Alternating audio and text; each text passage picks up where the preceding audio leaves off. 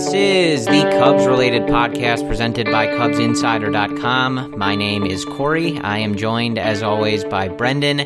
And, folks, we had an episode that was outlined and drafted, and I feel like a writer of live TV, because that episode and that script is on the cutting room floor. It will never see the light of day. I think, Brendan, correct me if I'm wrong, it would have been titled the Yu Darvish episode. It was gonna be that episode, and we were gonna run through the run that he's on, how it's been 4+ starts since he's walked anybody. He's got a 36-0 K to walk ratio in his last 4 starts here for the Cubs. But that is probably not going to be the focus of this podcast, you guys, because the Cubs, as they have done so many times this season, certainly on the road, they snatch defeat from the jaws of victory. They go into the 9th in Philadelphia, already having lost the first 2 games of the series. They go into the bottom of the 9th with a 5-1 lead. They get the first out of the inning. So a 5-1 lead with nobody on and 1 out. 7-5, the final. Phillies win. Bryce Harper makes it around back to home on a walk-off grand slam in about 3 seconds. He got from home back to home. He was running as fast as I've ever seen anybody run. And the Cubs are swept in Philadelphia. So they drop 2 of 3 in Cincinnati to start the road trip, and they get swept by the Phillies, who replaced their hitting coach prior to this series starting. So, Brendan, I was watching this one and am mostly at a loss for words here. This is I'd have to run through the list, and maybe I'm forgetting some, but this is a gut punch of a loss. This is a terrible loss for this team. I mean, as we were watching it, I'm thinking to myself, this is probably the most stressful moment of the season, and for that to end with a grand slam is just heart-wrenching, man. But it does show that the Cubs' main issues are still persisting. Lack of positional depth. Bodie and Happ should not be in the middle of the infield.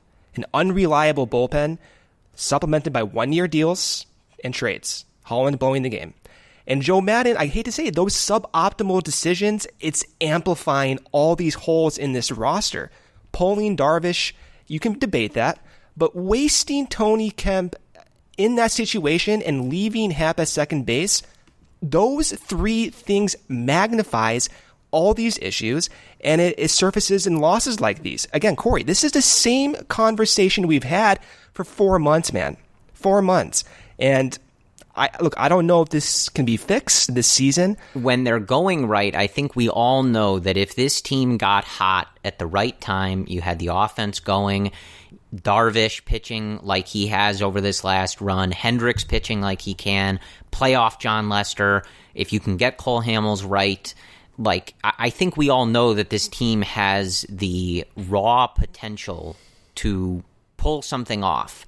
But series like this and the way that they play on the road, you really have to ask yourself, is that going to happen? Like, is it going to come together at the right time? And I genuinely don't know. Because like I told you before we got on, Brendan, that when they were up 5-1, even having lost the first 2 in this series, you were thinking, you know what? Like, Schwarber's hitting bombs, KB with a really long home run on Wednesday night, hit that game winner in Cincinnati, Rizzo with a home run tonight, Darvish is pitching like the player that the Cubs signed. Like, if they can click right at the right time, they can pull some BS in the playoffs, right? And we've seen teams who looked all over the place during the regular season pull it together at the end and win a World Series, or at least win a pennant, win a playoff series, whatever. But you just watch them lose games like this, and I've said this before, this team has that opposite vibe, namely on the road, of that 2016 team. But do you think it's a road issue, though, Corey? Because, I think to a degree the road schedule does magnify and amplify these issues. But I think when it comes down to the main issues, right? They're teams the same don't issues. play as they're the same issues. They don't, like, most teams don't play that well on the road. That's just how it works. But when you have a roster that's consistently evolving, those issues, again, the key word here is amplifying. all these issues are amplified on the road. And right. And I mean, you can point to the decision to use Tony Kemp as a pinch hitter, but not keep him in, even though he's likely, we haven't seen that much of him, but he's a better defender at second base, at least with more experience there than Ian Happ.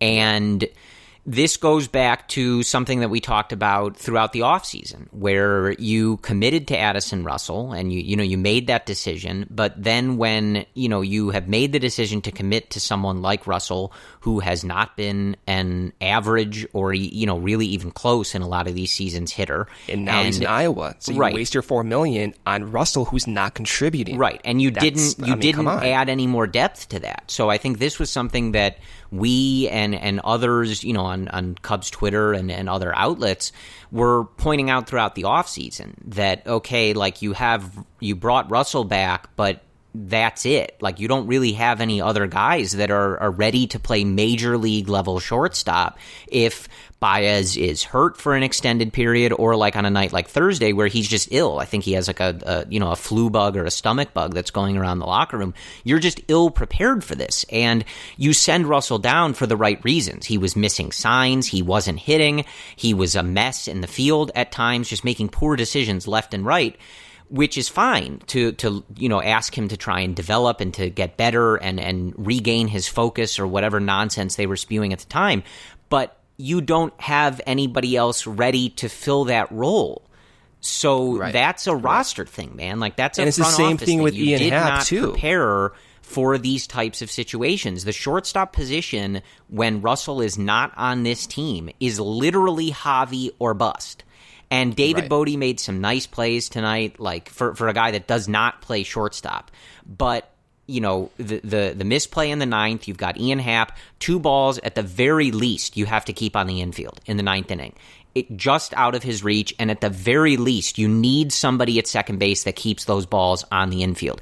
We can talk about the bullpen all we want, and like obviously, I think you guys know us well enough to know that we're less than thrilled that the Cubs are losing pennant chase games with Derek freaking Holland on the mound, right? Because that's just not how this should be drawn up.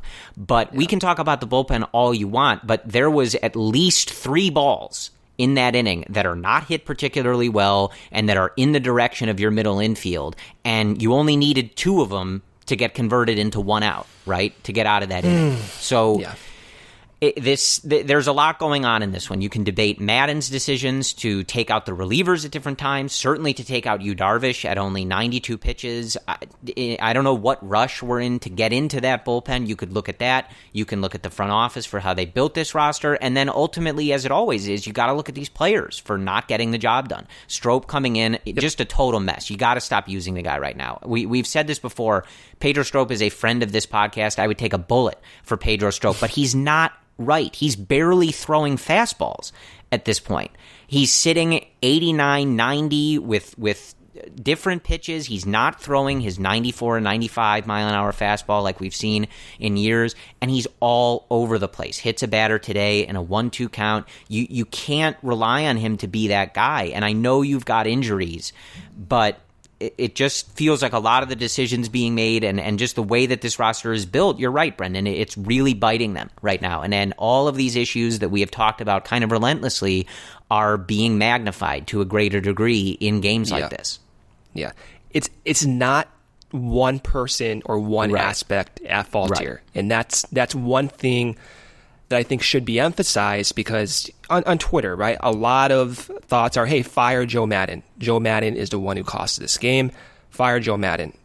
It's not as reductionary as that, because like you're saying, Russell having a $3.4 million contract this year to be in Iowa could have been used on someone who can play second base.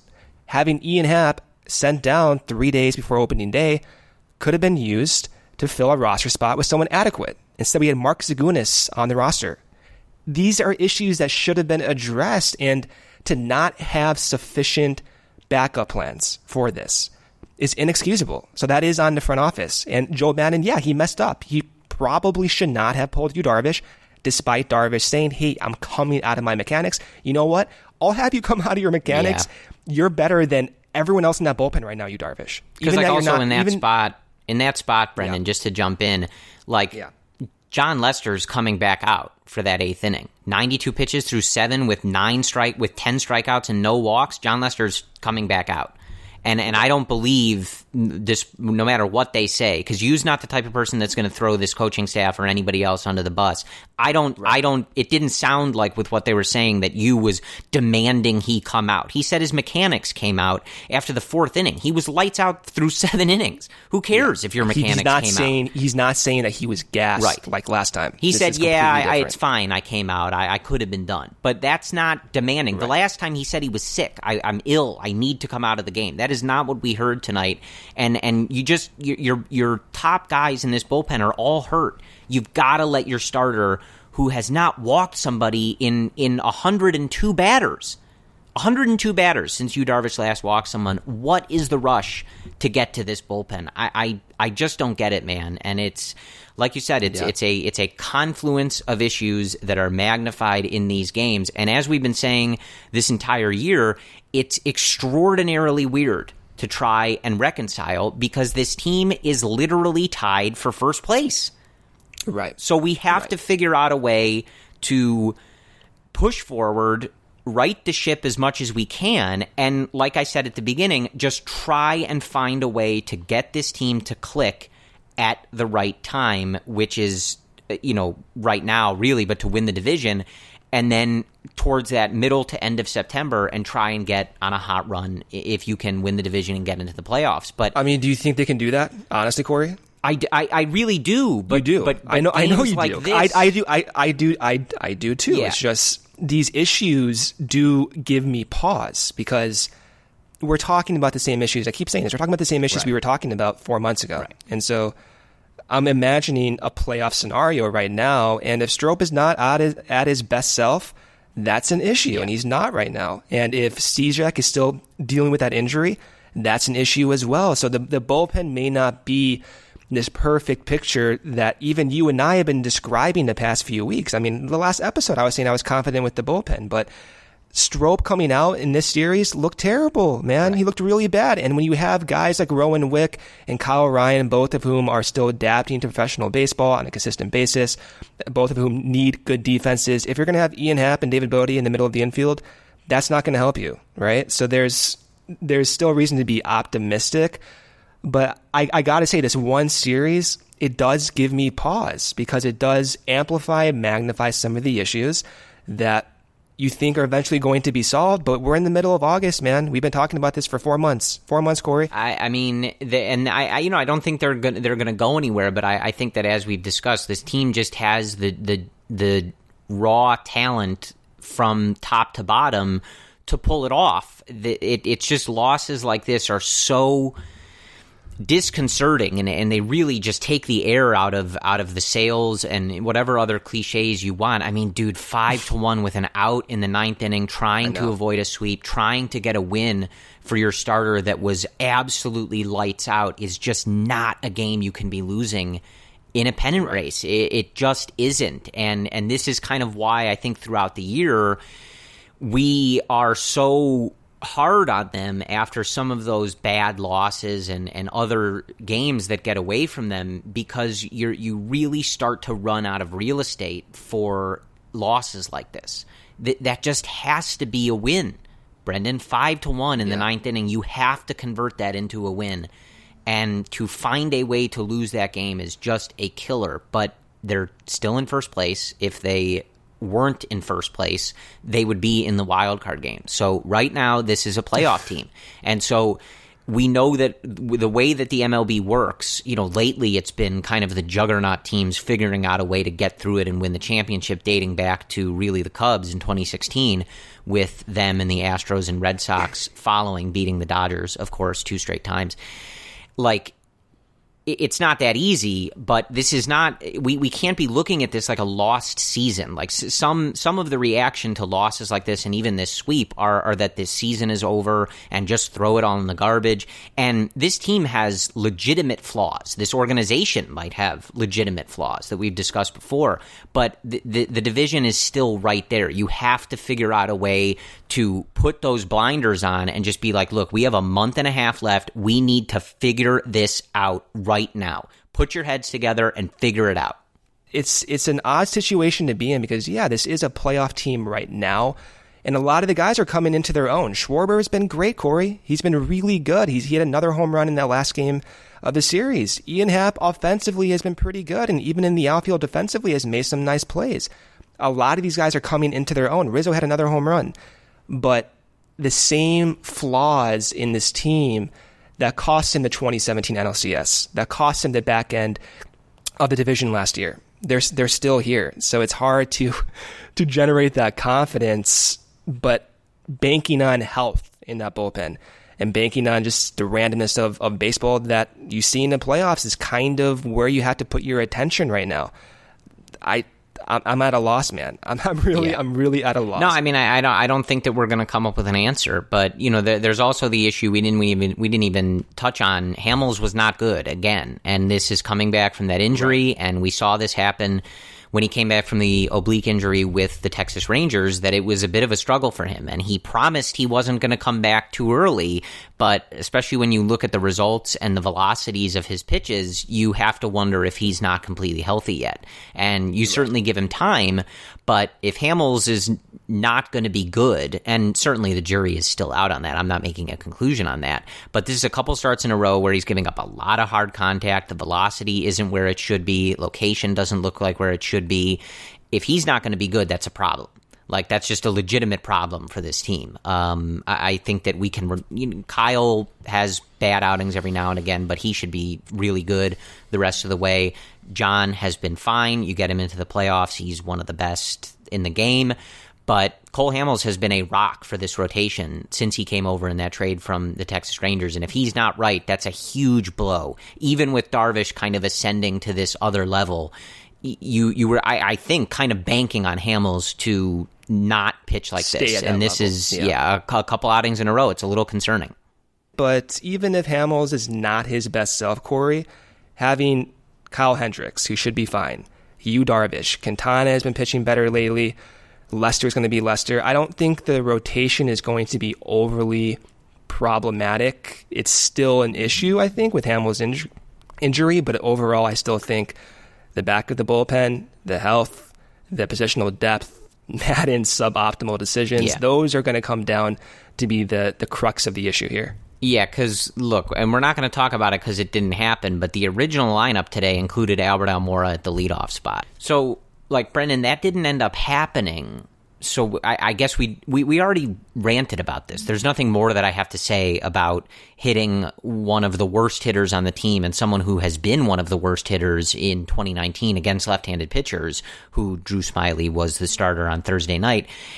In Albert Almora, I've made this point about him hitting leadoff. I've stated many times. He ends up hitting ninth on Thursday. Fine. I got no problem with that. I never said I hated the guy, never said he should never play again or anything like that. Quite the contrary. Yeah. I just said, please stop hitting him leadoff, and certainly not like fifth or in the middle of this lineup, okay? So we don't have to go on this same rant again, but it's... I think it speaks to the larger point where we're all kind of searching for answers, and there seems to just be a little bit of a disconnect between us as fans and what we think is going on and what we think Joe's doing and what the front office is doing. Like, when I heard Jed Hoyer on 670 The Score on Thursday afternoon, before the lineup had even come out, say that Hayward was still dealing with the knee thing and that Almora was going to be leading off, I can't even explain how enraged I was. A, that it would be happening, but B, that this was coming from Jed. Because I'm thinking, right. Jed, there's no way you think this is a good idea. Nothing. Terrible. Where is the oversight? And if there isn't any oversight, are we supposed to believe that Theo Epstein is sitting there thinking, yeah, Albert should be leading off. He's got a 270 on base percentage, but this is a great idea. We're entering the day. St. Louis was technically ahead in win percentage, right? So you're in the wild card game when this decision is being made, and everybody's just chill with this? Like, in what universe, Brendan? That's one of the issues we have with the bullpen, is that maybe Maddon is not going to manage this appropriately, where even in 2017, where you have, John Lackey serving up home runs to Justin Turner to lose games, right? So, and then we saw the same thing, having Derek Holland by no means Derek Holland should ever, Corey, ever be on the mound in that situation. It's like, how did we get to this point?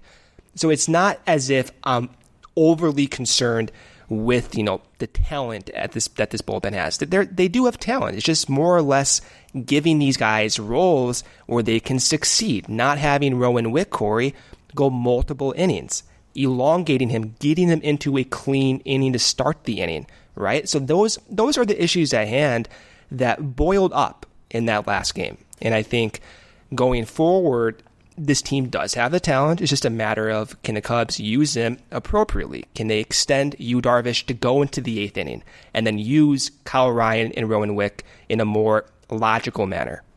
I'm kind of at a loss. I mean, really, I'm trying to put this all together and figure out what's going on here. And I wish I had a more concise, clear, insightful answer for all of you, but I really don't. And Brendan, if you had to say right now, as we're sitting in August, and again, this is a first place team, so you have to kind of balance exactly how you're feeling about this.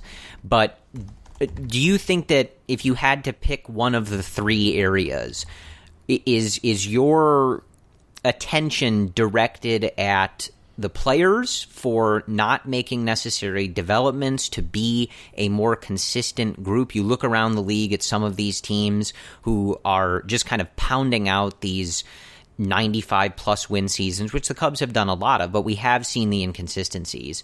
Are you looking at the players for just not making those adjustments and not performing in the instances that they need to? Are you looking at Joe? Are you looking at the front office? Or do you really believe, even on a bigger picture level, not just a game like tonight, is this just kind of a confluence of several different factors not necessarily performing at their best? I don't think it's on the players, right? Like, the players have an incentive that's millions of dollars to keep their jobs, to make more money, right? Like, they're trying their absolute best to adapt, to develop, and use all the resources at hand to get to that point. I don't think effort is ever a factor in these situations. Maybe for a few players, but generally not a factor. The factor for me starts with Theo Epstein in the front office. I think that's where you want to start when trying to figure out what went wrong. And when you go back and you backtrack of all the issues, the number one issue at hand, Corey, that you said in February was, hey, I don't know about this positional depth. I like the rotation. I think the rotation is good enough. That's been the case. The rotation has been good enough. The positional depth has hurt them.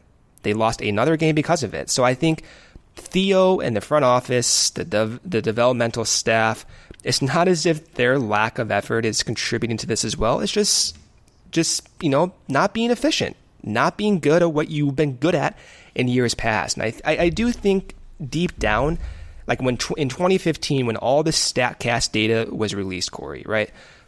A lot of that data was then implemented in minor league stadiums. I was talking to one of my friends who's a coach for one of the teams in Single A.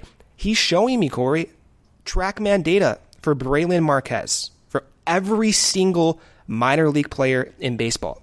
All levels. That was not there in 2012, 2013. And I think what teams have done since then, like the Astros, like the Dodgers, like the Rays, is figure out a way to use that data to bring out the best in their guys. I mean, Houston always does this. They go out and get pitchers, they bring them over, Wade Miley, Charlie Morton, and they become Cy Young candidates. Like, the Cubs just have not done that. They've done that with Arrieta, but since then, nothing really. So I think that's where it comes down to, is there was a point in that 2015-2016 window where the Cubs got caught up to. And that's on the front office. That's on the front office for not developing their guys, for getting the resources where you can go out and get the most out of their guys. I don't think it's a player issue. Yeah, I tend to be with you. I really only ask that because, and certainly you and I are not ones to defend or promote or anything of the sort, Chili Davis. But it just is interesting to think back to his quotes when he was fired or not retained, that, he was pretty direct that some of these guys needed to make adjustments and that they were, the onus was kind of on them. So I only bring that up just because it was something that he said. But who brought in Chili Davis, though? It's that would the be front Joe office. Maddon. It's Yeah. Joe Maddon as well, who's vouching for him. Right. Who kept Joe Maddon? The front office, right? So like that's where, the blame can be circulated, but at the end of the day, those decisions, that infrastructure is solely at the desk of Theo Epstein. Right. Again, we're seeing the consequences of some of those issues today, still 4 months into the season. Yeah, and I think really why I end up asking that question, again, I can't preface enough that this team is still tied for first place. Like, this is not a lost season. I've been saying that the whole year. But the reason I bring it up is because I think that there is starting to be at least some chatter. I see it in some places. Kind of people wondering aloud, like, yeah, the team won 95 games last year, but it was a bit of a slog in the second half, and there were pretty clearly some issues with the group, and obviously those come to the forefront in them getting knocked out of the playoffs. And you have a year like this one where it's definitely not been an easy road. They're not on pace for a big win total. And so I think the question starts to become, why is a group that was so good, the best team in the league, poll to poll, and really looked to be reaching that peak of an organization in baseball in 2016. You had all these prospects coming up. You had developed them. You had brought them up successfully, a lot of them seeing early returns when they were called up, and you win a World Series, right? And I guess the question starts to become, where is the consistency in that? And I don't think anybody's asking them to win 103 games and a championship every season. That's not realistic. But you do start to ask yourself, like, why was the second half of last year so much of a struggle at times? And why did the team peter out the way that they did on an offensive level in the last weekend of the season, and then the tiebreaker with Milwaukee and the wildcard game with Colorado? What do you think the issue is then? What do you think the issue is? I am not really sure. I tend to think that this front, and I think this is kind of the point you were just starting to make, like, I think that this front office has fallen behind a little bit. It just, what other answer would there be, Brendan? It just seems like they had such a large pool of talent that was succeeding, and the money to play with to make it work, and it's just been inconsistent. And I just don't think it should be this way when you have Javi Baez reaching the point that he has in his career, which really wasn't a guarantee. To be fair, though, that was brought upon by having Chili Davis come in. If there was one thing Chili Davis did successfully, it was promote the development of Javi Baez. And I point back, and I wrote about this even in March of 2018, where you have Chili Davis and Joe Maddon and Javi Baez talking about the adjustments that Javi was making. And those were started by Chili Davis, where he had more of an open stance. He got rid of the two-strike B-hack approach that many Cubs continue to use, and that did promote Javi's development. It's just no one else developed at the same time. Well, but what I meant was that there were times in 2014, 2015, right, where we weren't really positive what Javi Baez was going to be.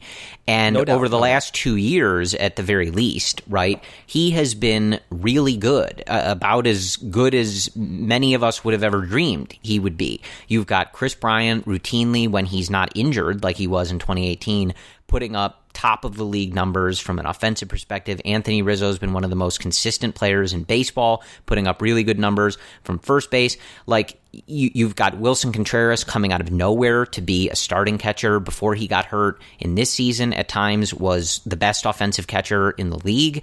Like, you've got so much that has gone right for this team. Why are they in a dogfight, right, with the St. Louis Cardinals and a Milwaukee Brewers team that has like a negative 30 run differential? Brendan, why is this such of a struggle for this team to, like I said to you before we got on, the Cubs have 2 more wins than the New York Mets. Brendan, why? Why is this such a struggle for a group that has had so much go right and has such a high payroll?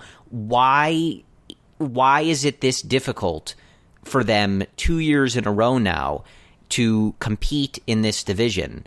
And, again, like obviously was coming off the World Series in 2017, but that beginning of that season was an absolute mess. They were under 500 at the All-Star break. They only win 92 games in that season, which I say only as if it's nothing, but you're not always guaranteed to win a division when you win 92 games. That's not exactly putting it away, right, in a definitive fashion. So I guess and I don't have the answer to this. And again, in a year where they very easily could come back home on Tuesday, start to rile off wins, get people healthy, and find themselves winning the division and having success, I guess you're just starting to maybe ask the question of why has this been such of a hassle at times for this group that It just really felt like in 2016, after 2016, even if they hadn't won the World Series, like you just felt this organization was on the rise. They were hitting on so many things. They were ahead of the curve on so many things,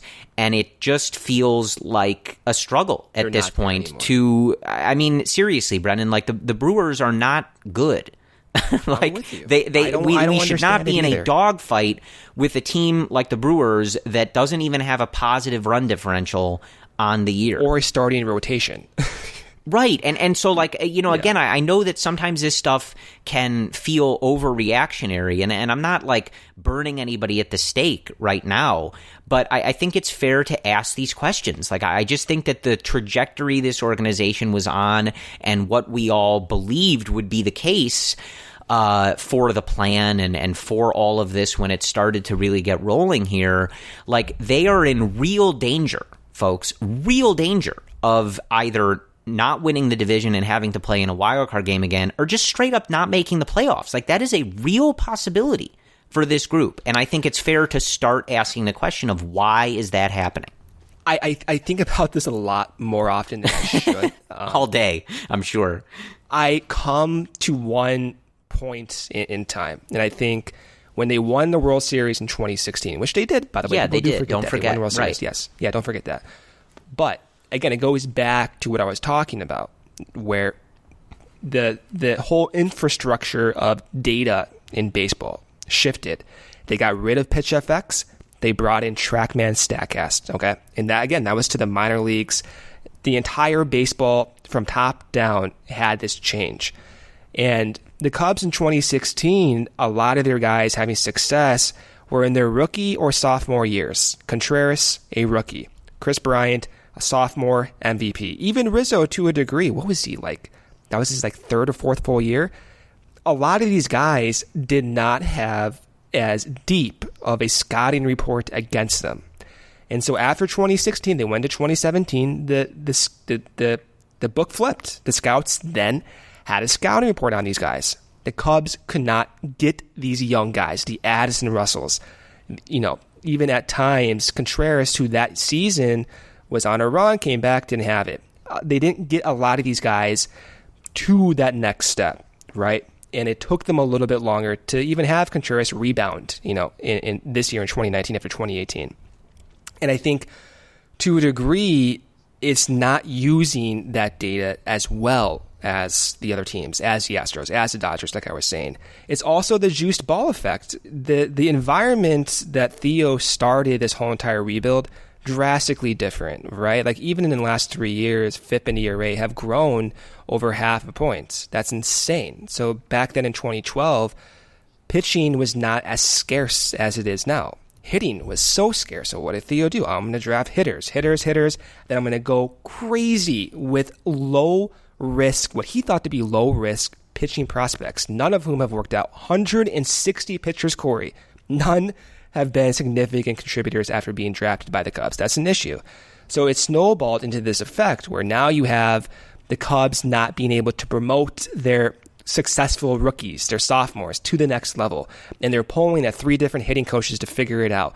And now it's surfacing to the top where these poor draft picks for their pitchers are not coming through. They got to spend $120 million on Darvish. Got to spend $8 million on Brandon Morrow, $8 million on Steve Cishek, $13 on Tyler Chatwood. And now you're allocating all your resources to pitching that has also not been productive. So now we're financially restricted. We still have talent, but we don't have the coaching infrastructure to get to the next level. And this is what happens. You have a team that's 7 games above 500 who has enormous talent and still perplexes us because they've been so good at times, but not consistent. And I think that comes down to them being a little bit behind the curve in 2015, 2016, and 2017 when all these teams started to adapt. And I'm always reminded, though, and this is my last point when it comes to this, when Brian Smith of Bleacher Nation at Cubs Prospects came on the podcast a few weeks ago, he said wait on the Cubs pitching development because right now they have a lot of guys at the lower levels who are throwing 99, 100, like Braylon Marquez. Those guys are going to surface in the next year or two because the Cubs changed their philosophy within the last 2 years. So as bad as this looks right now, some of the changes they've made in the last 2 years, we may be seeing those effects next year or in 2021. And then we can actually get a better evaluation. Right now, this may be a weird bubble where the Cubs, look, they're behind the curve right now. Now they had to adapt. It sounds as if they are adapting. Look at Ryan Jensen, their first-round pick this year, throws 100 miles per hour, right? Or in the upper 90s, whatever it is. They never did that. They always drafted guys 90 to 92, college pitchers, seniors, juniors, underslot guys, go high with the high school picks later in the round with hitters.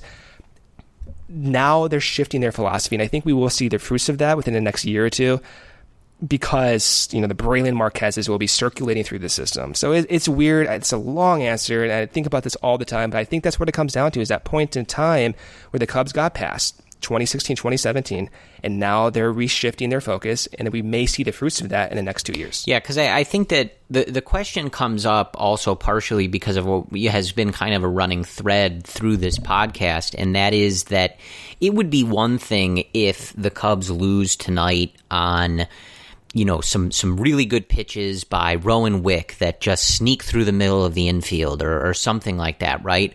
But the way that they have lost so many of these games, and what we say so many times on these post-series podcasts, is exactly what we were worried about the entire offseason. And some of the same issues that we've seen in these prior seasons. So I think that writing it off as, well, baseball is hard, they're in a tough division, the National League is better, some of this is true, and sometimes baseball is just going to baseball. There's plenty of losses where you really do have to just kind of wash your hands of it and just say, look, it happens, right? The guy hit a bleeder down the line, it happens, right? Yeah. But Thursday's loss isn't one of those losses. That is a roster construction and usage loss. That is a loss that you can see kind of miles away, right? And that's where you start to asking questions of, okay, why is this happening? Why is this the case? What exactly is going on here? And even with stuff like Almora being put at the leadoff spot, where is the front office? He hasn't developed. So that's a problem in its own right? But then are they failing to recognize that failed development? Are they stubborn on some of these things? Those are legitimate questions. And I think that when we start to see this stuff so late in the season, it does bear kind of starting to at least float these ideas of what's going on here. We need to look at a deeper level. And this isn't to, because I did throw out 3 different kind of bullets there, like you said, Brendan, no one thing is the answer. No one thing is the problem. No one thing is the solution here. But I agree with an earlier point that you made that so many times in these losses, it gets thrown solely at Joe Maddon, right? He took Darvish out too early, or he brought in this guy. And I agree with a lot of that. But there's also stuff that falls on the front office that you can't just dismiss, and I think that it's a weird place to be, but I almost feel like Joe has taken too much of the brunt of this, and as more of this happens, Brendan, I start to question the front office more, I guess is my only point. I'm not defending a lot of the stuff that Joe has done, because he certainly has the ability to use different players or not put Almora at leadoff, right? There's so many different things. Joe ultimately is the one that goes out there and takes Yu Darvish out, right?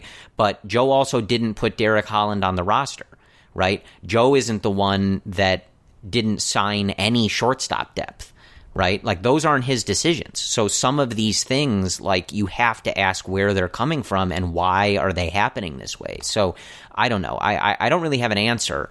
And it may not be something that we get an answer on until the offseason or really even ever, right? Because presumably how this goes is if the Cubs don't perform, Joe will get fired, and then it'll be on the front office to make changes and see if they can do better. That's just how this goes. That would be the fourth straight year that would happen now. Sure, but that's just how it goes. Like Tom Ricketts isn't going to fire Theo Epstein if they don't make the playoffs. It's not going to happen. But isn't that ridiculous? It's going to start with Joe. That's just how it works in baseball and really just in professional sports. So that's how this chain. That's how this food chain is going to go. If the ship goes down, that's what's going to happen. If they succeed and they pull off a successful season, then who knows what they do. But these issues aren't just going to disappear. And so again, I think it's important to continue to reiterate that we're not blowing anything up. We're not firing anybody here tonight on the Cubs-related podcast. We're not tossing this season in the garbage. I'll be there Tuesday night at the game, Section 216, ready to go, ready to do my job and take care of business and get this team back on the right track. I thought I had gotten them back on the right track, and they'd be coming back, and we just sort of be continuing on a nice little pace here. But I'll push them back on the track again. I'm happy to do it. But I do think it's fair to start asking these questions. I just don't think that it should be this problematic for this team to win what has not been a good division. The teams are better in this division for the most part, but it's not going to take 95 wins to win this division this time. It's not going to take 100 wins to win this division. And the Cubs are still in a place, like I said, where they are in real danger of not making the playoffs. That is a legitimate thing that might happen to the 2019 Cubs.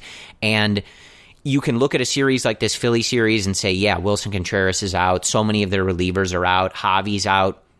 Tough luck, right? That's sports. That's baseball. Those guys might not come back. There's no guarantee that everybody's healthy. You got to deal with what you got to deal with. And even without Wilson and Javi tonight, they should have won that game. And they found a way to lose it. And so I don't know. You guys already figured this out. We didn't even do a recap tonight. We didn't even really it's lay an outline. This is just sort of a thread of consciousness of Brendan and I as we're going through this. But it's been a really weird year, and I think you guys all know that. To try and reconcile the fact that this team has been, aside from that 2-7 start, near first place or in first place the entire year, but these concerns just keep popping up, and I think that at some point it's not being a overreactionary worrywart of a fan to point them out. I think it's just sort of being a realistic person who's watching all of these games and looking at these numbers and looking how some of these other teams around the league are developing talent and performing on a daily basis to say, I don't this should be better than this. I just and still, you and I have said this so many times, Brendan, just the pure roster should be better than this. This roster shouldn't be 7 games over 500, man. They just have better players than that. Corey, to get to this point where we're even having these conversations for the third straight year is a problem. And so they go and fire Joe Maddon, right? Let's say the season ends today. Joe Maddon's not coming back, right? He's going to have to go on a tear, get this team through the playoffs, probably to come back. If that happens and he is fired, that's the 4th straight year, man, of having a different constant coach, change whether is it's the never manager. Good. And this is coming from the mouth of Theo Epstein, who says continuity is of the utmost importance. Well, this will be the 4th straight year where they're not going to have the same coaching staff, and that, I think, is an issue. So it goes back to even last season where they brought back Joe Maddon by not extending him, making it known that he was not going to be extended. His agent goes out. Joe Maddon saying, hey, I'm going to be a free agent. I'm going to own this situation. And you create more drama that way. But at the same time, then you waste another year of development if you were not sold on Joe Maddon.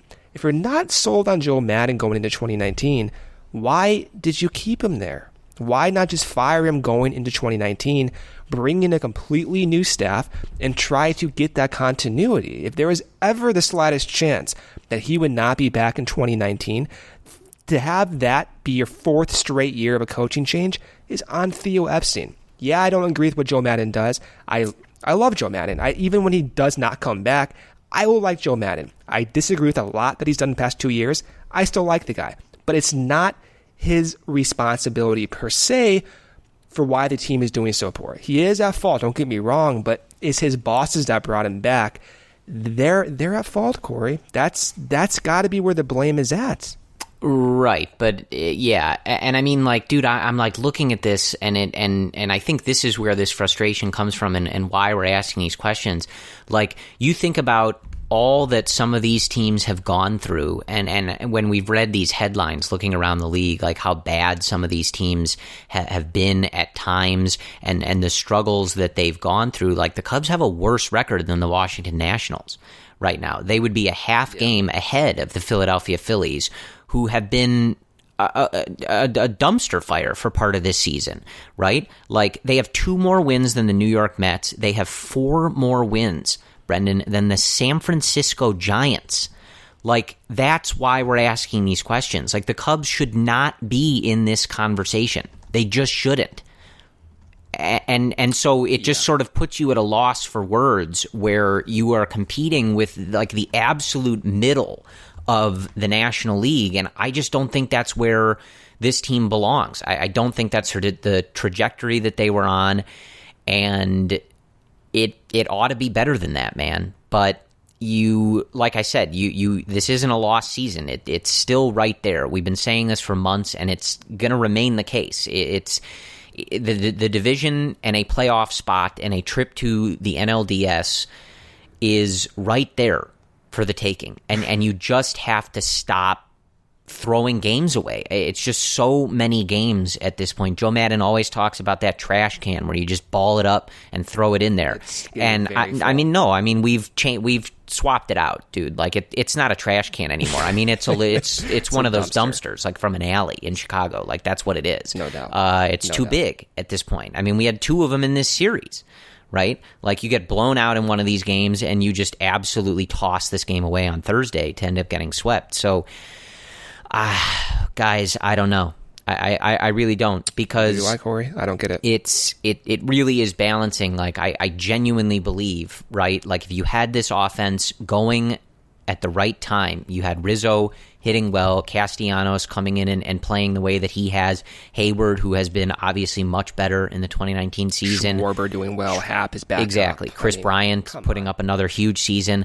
Like, you get a start like you got from Darvish tonight, you get that bullpen back, it's totally possible. And it's not even asking that much. Like, I think when you look at some of these other rosters for certain teams, and I mean, even just because they keep coming up, like the Mets are one of them. Like, they need so much to go perfectly for that team to succeed, getting through a wild card game and winning all those series to, like, get to the World Series. Like, it's so much that has to go right for them. And it's kind of a crazy ask, right? Like, it's not asking that much for the Cubs to succeed. You're really not asking for that much. But series like road trips like this, first of all, and series like this in Philadelphia make it difficult to kind of keep that perspective. And I don't blame you if you've lost it. This was a gut punch, man. I think this is definitely, Thursday night is in the conversation for one of the worst regular season losses I think that we've witnessed in the last few years. I mean, I can't think of any worse one in recent memory, honestly. Yeah, I mean, I'd have to really think about it. Really dig back, which I usually forget. Because obviously blowouts are bad, but that they're not as much of a gut punch as this one. Walk-off grand slam happening that way. I mean, come on. Yeah. So I don't know. Yeah. I think that, and again, like there's so much time left in this season to totally change the narrative. I mean, we could in both directions. Like, we could be talking about this team in a completely different light. Even come Tuesday when they're headed back home, certainly a couple weeks, month from now. But I think it's fair to ask some of these questions, and I think that nights like tonight are the time for asking these questions, because like there's no point in breaking some of these games down individually. There's no point in focusing on some of that. This game sucked. This series sucked, and I think sometimes it's good to just have these conversations where we just let it flow. And, I think usually you guys are right there with us, just kind of like not knowing what to say about this. I think we all know that this group is better than this. And it's frustrating, Brendan, because we're not talking, like we're not asking this team to play at a 700 win percentage pace or something like that. We're not asking them to win 110 games. But right now it feels like a big ask to get to 90, right? And that's crazy. Like, isn't that crazy? Yeah, man. I don't know, Corey. I think the amount of talent this team has, it's capable of going into October, winning these small series, especially when Darvish is clicking, especially when Quintana is clicking, especially when Hendricks is clicking, right? Like, you can see it working out. It's just, one, can they get to that point? Can they make the right decisions to get to that point? And I think that's fair to ask. And kind of the main point that I see a lot on Twitter is not using these guys in the right situations. And for that, I can empathize and get on the same level as for fans who don't have that confidence in the Cubs doing that. But I operate under the assumption that, like, baseball is the weirdest sport of all the major sports. It can be so random, right? So all it takes, Corey, is just 1 or 2 weeks for the Cubs just to win, the Cardinals to lose, Milwaukee to lose, and it changes the narrative. Now you have more of a cushion, and that's still within the realm of possibility. It's still very possible. It's just, is it likely? I don't know at this point. I always thought, even in those June podcasts when they were still not doing that well, even in May when Darvish was not throwing that well, we still had the confidence that, this will all work out. I think we even said this verbatim, Corey. Like, the bullpen's going to be different in August. You and I said that several times back in April and May. It's going to be different. They're going to get Castellanos. We said that in June, I think. And it is. It is different. It's just now the problems are still there. Now what? Now what do they do? And I think that's where a lot of the anxiety lies, and I get that. Still, all you got to do is get in. You play a 5-game series, 3 of your best starters, have Rizzo, have Javi, have KB go off. You win that series, and then anything can happen after that. And at this point, that's all you can really bet on. They're in first place, tied, not by winning percentage, but by wins and losses. They're tied. Could be a lot worse. I know it's crazy to say, but it could be a lot worse. Okay. All right. Yeah. Let me, before you do the series preview, I do want to end on a couple of positive notes. Somehow, I'm gonna find the courage. I'm gonna dig deep and find the courage to end with some positive stuff. And the first is that Kyle Schwarber hits his 100th career home run in the game on Thursday. Ever to do that. Yes, he is the fewest. He has the fewest number of games. This, of course, from Christopher Kamka, as always, a wonderful follow from NBC Chicago, their stats guy. Fewest games to 100 career home runs amongst players who debuted with the Cubs. Kyle Schwarber now at the top of this list with 453 games to get to 100 home runs. Chris Bryant at second with 487. Ernie Banks with 500 games. Javi Baez 602. Billy Williams 611. And Ron Santo 708. So obviously very fine company for Kyle to be keeping. And, obviously not to delve too much into this, but I do think it's indicative of, while Schwarber is a rather polarizing player as far as fans who really think he's awful, they're misinformed, but that's a topic for another day, and those who, I think really try to see the true value in him despite a low batting average and stuff that really doesn't matter. This is a really cool stat. I mean, that's really elite company to be in, especially in baseball, but just obviously amongst those names in Cubs lore. And stuff like that doesn't happen if a player is not skilled, right? And putting together productive at-bats and plate appearances and making those adjustments. Which is why we're so perplexed that they're, as a unit, performing this poorly. Right. But so obviously, congratulations to Kyle, someone I happen to share a birthday with. So he and I both went to Big Ten schools. Michigan's a better school than Indiana, but also you're not the same age as him, though. He's he's younger than me. Whatever it is. Yeah. No, I think he's a few years younger than me. Corey. I am dating myself here. But yeah, getting old. Anyway, I also want to, again, I talked about this at the beginning, and this was part of our regularly scheduled programming, but Yu Darvish was unbelievable again on Thursday night. The pitcher the Cubs signed, and while it's late in this podcast, so it's possible that some of you won't even hear this if you didn't make it all the way to the end, but Brendan has been saying this all along. He's said this was going to happen. He's believed in this the entire time, and I will give him credit for that. He has been on the Yu Darvish is going to be really good. The pitches look really good. His release point looks good, and it's happening. So, just to keep with some Christopher Kamka stats, again, at CKamka, CKAMKA on Twitter, Yu Darvish with his second game this season with 10-plus strikeouts and no walks. It's the 6th of his career. He is the first Cubs pitcher with 2 of those in a season since ya boy, the lefty, number 34, John Lester, in 2017. Over Darvish's last 8 starts, he has 63 strikeouts and 2 walks and a 2.77 ERA during that time. Like I said earlier in the podcast, it has been 102 batters, not since the start in San Francisco, the 4th inning on July 23rd.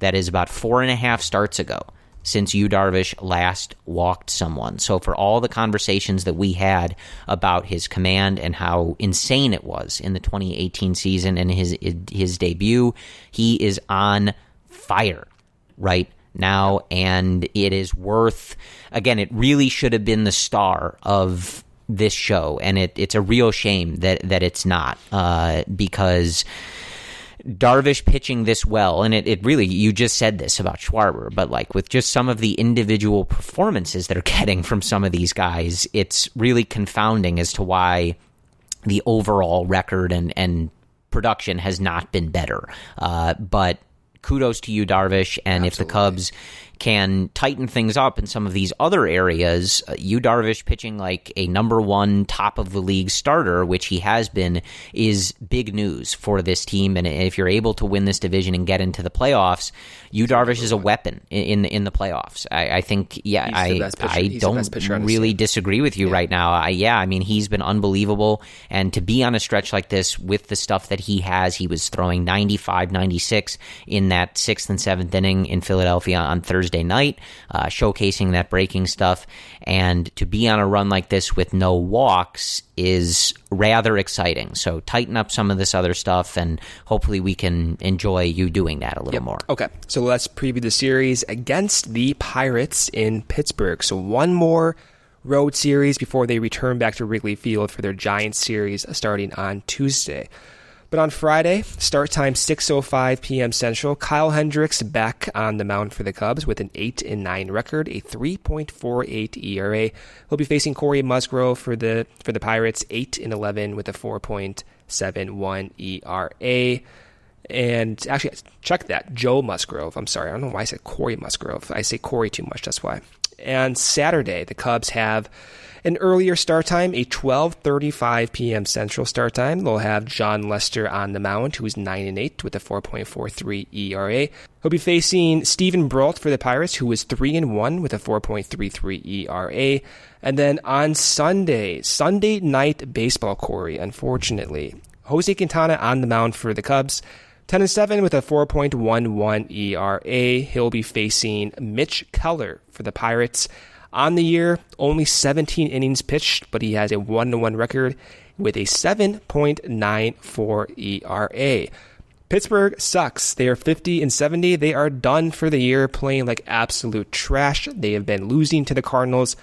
So hopefully the Cubs can return the favor and sweep Pittsburgh back out and go back to Wrigley and, try to right the ship with you in the crowd there, Corey. That's all I really have to say. It's just you got to play better, got to make better decisions, got to play better defense, got to tighten it up. We're a recurring record at this point, but it's just that simple, I think. Yeah, I mean, I think this will be fairly telling for this group, this series in Pittsburgh. This is a team that has nothing to play for, that they ought to really hate if they don't, just because of their scumbaggery, if that's a word. It is now. That the Pirates engage in so often. And look, like Philadelphia is fighting for a playoff spot. Like, they're a tough team. You go up against Nola in particular in one of those games.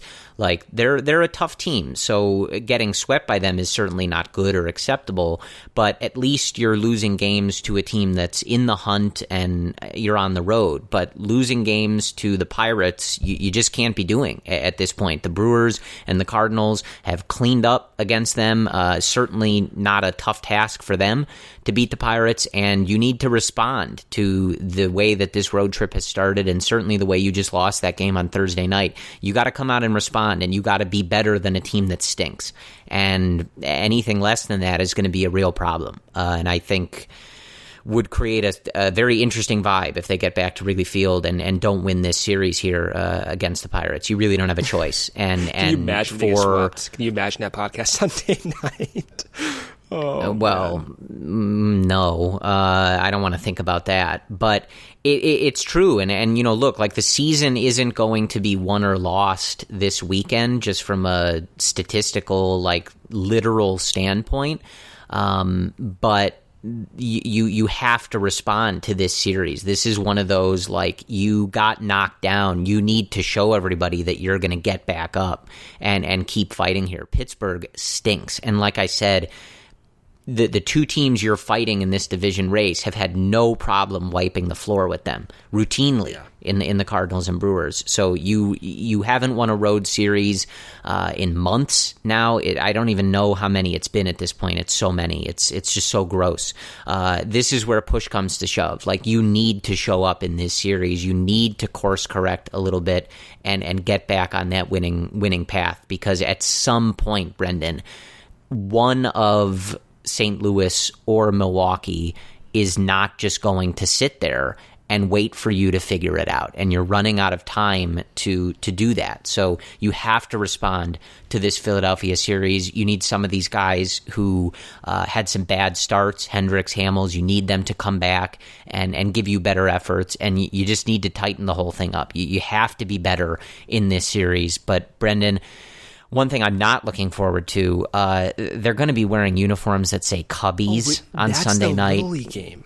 Come on. I forgot about that. Yeah, the Little League game. Oh, my God, Corey. Oh, my God. You guys know how I feel about that. I think I've said this before. I detest the word Cubbies and using that phrasing the worst possible time for this team. Series. Unbelievable. Though, Brendan, I got to be honest with you, usually my gripe with the word Cubbies is that it sounds weaker. It sounds demeaning almost, in a diminishing, right? Like a way to describe the Cubs. Somewhat fitting tonight, right? Like, wow, harsh, these were the Corey. Cubbies. That's like the tonight. harshest thing you said all night. I mean, jeez. Do you disagree? No. Not at all. Them wearing jerseys that say Cubbies on it is going to send me for a bit of a loop. There's going to have to be some cognitive dissonance on that night. But other than that, guys, I think that's all we have for you. I don't know if this was any good or not. And frankly, tonight, I don't really care. This is just, I'm telling you, just a stream of consciousness from us. We recorded this pretty much right after they lost this game. I walked across the street back to my apartment and ripped right into this. So you're kind of getting our raw feelings here. Unfiltered. Yeah, well, filtered. We kept the explicit tag on. I know there's some folks. David, I'm looking at you. We thought about it, but yeah, we'll save it. We'll do it eventually. Maybe we'll set up a premium feed and we can just unleash on it. Though, like I've said before, I mean, it literally would just be me saying the F word like every 5 seconds. No, so you can I'm mix not in a sure few other words there. You can diversify your vocabulary, or I can do it for you. Oh God. But yeah, so I mean, that's just what it is. I think, again, like we have to. They play tomorrow night. You're in a tight division. You got to figure out a way to wipe the slate clean and do better tomorrow. The division is right there. The playoffs are right there, and I think the talent is there with this group to bring it together and ultimately have success in this season. But it certainly doesn't mean that a series like this, and especially games like Thursday night, are enjoyable for any of us. So we are certainly suffering right there along with you, and we'll be right back at it tomorrow, ready to go when the Cubs take the field against the Pirates. So as always, we thank you guys for listening and joining us. And boy, I really hope we have a better tone and a better outline for you on Sunday. I hope we have a road series win to recap, because boy, Brendan, if we don't, it's going to be an interesting one. But anyway, thank you guys for listening. Thank you guys for joining us. And thank you guys for your support. We will talk to you on Sunday night after the Cubs complete their last series on this road trip in Pennsylvania with the Pirates. So thank you guys as always. And whether they are running pole to pole to win the division and ultimately win the World Series like they did in 2016, or whether they are making us want to punch holes in our walls, go Cubs.